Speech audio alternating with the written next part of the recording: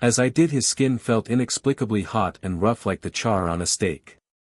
His head flipped to look at me, but not like a human motion of turning your head. One moment his head was between his legs, the next he was looking into my soul, tears streaming down his ash and soot-covered face. This was not my brother, it looked nothing like him from what I could see in the dark. Also, my brother has hair. My guts dropped to the floor as I backed away terrified. Tripping over myself, I fell hard on my back. When I looked up, still on the floor, he was gone. I flipped over and sprinted up the stairs, sitting on the couch not saying a word. Eventually I worked up the courage to vocalize what I had experienced. As I did, tears welled up in my eyes.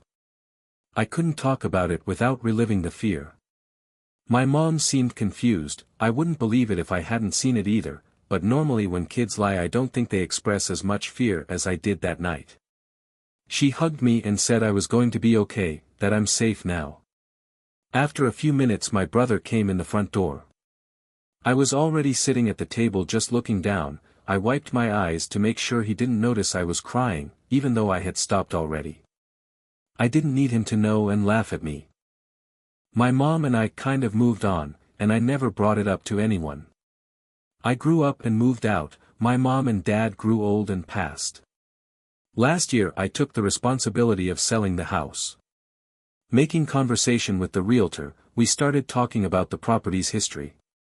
She said the original house burnt down and a kid was trapped inside. They built a new home and sold it to the family who sold it to my parents.